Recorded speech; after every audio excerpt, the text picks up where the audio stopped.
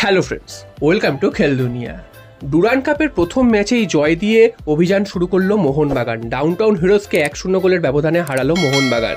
তো আজকের ম্যাচ নিয়ে যদি কথা বলতে হয় তাহলে কিন্তু উল্লেখযোগ্য কোনো ঘটনাই কিন্তু ঘটেনি, শুধু গোলটা করা ছাড়া।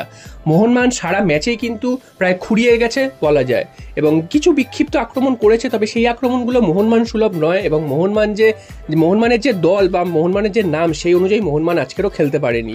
তো সিএফএল এর এই টিমই নামিয়েছে, তার মধ্যে দু একজন সিনিয়র দলের ফুটবলার রয়েছে, এবং যাই সব সিনিয়র দলের ফুটবলাররা তোমাদের নাম জানিয়েছিলাম যে টমকে নামানো হতে পারে, তো টমকে প্রথম থেকেই নামানো হয়েছে এবং তাকে ক্যাপ্টেনের আর্মব্যান্ডটাও কিন্তু দেওয়া হয়েছে। এছাড়া কিন্তু আশিস রায়কে আমরা দেখেছি আজকে প্রথম থেকে খেলতে। তো এরকম দু একজন কিন্তু ছিলেন সিনিয়র দল থেকে, এবং এরা প্রত্যেকেই কিন্তু বিনা প্র্যাকটিসেই প্রায় নেমে পড়েছে। তো এটা ম্যানেজমেন্ট কিভাবে দেখছে জানি না জিনিসটা, তবে এইরকমভাবে যদি খেলতে থাকে তাহলে কিন্তু এইসব প্লেয়ারদের চোট আঘাতের সমস্যা বাড়তে পারে, এবং যখন তখন চোট পেয়ে সারা মরশুমের জন্য কিন্তু বাইরে চলে যেতে পারে। তো আজকের ভাগ্য ভালো, কোনো প্লেয়ারের সেই অর্থে চোট কিছু লাগেনি, এবং মোহনবাগান কিন্তু 1-0 গোলের ব্যবধানে জিতেছে। প্রথম অর্ধে কিন্তু তোমরা যদি খেলা দেখে থাকো, ডাউনটাউন হিরোজ একদমই অনামি একটা টিম, কাশ্মীরের টিম, তারা কিন্তু এই ডুরান্ড কাপেই মোটামুটি তাদের দেখা যায়। তো সেই টিমের বিরুদ্ধেও কিন্তু প্রথম অর্ধটা প্রায় খুঁড়িয়ে কেটেছে, এবং ডাউনটাউন হিরোজ কিন্তু বেশ কিছু আক্রমণ করেছে যেগুলো কিন্তু মোহনবাগান গোল খেতে পারতো বা মোহনবাগানকে বিপদে ফেলতে পারতো, তবে শেষ পর্যন্ত তাদের ব্যর্থতায় কিন্তু সেগুলো হয়নি।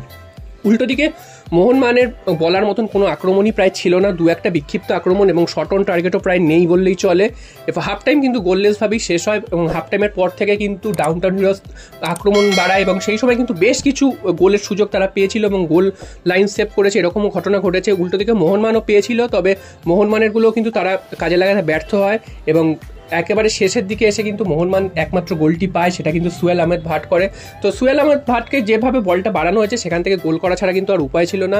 এই একটিমাত্র গোল ছাড়া কিন্তু সারা ম্যাচে মোহনবাগানের বলার মতন কিছু নেই। তোমাদের যেমনটা জানালাম, প্রত্যেকটা প্লেয়ারকেই দেখে মনে হচ্ছে তারা যেন কেউ কারুকে চেনে না, এবং টমকে যেমন পরশুদিন এসছে আজকেরই খেলতে নামিয়ে দেওয়া হয়েছে।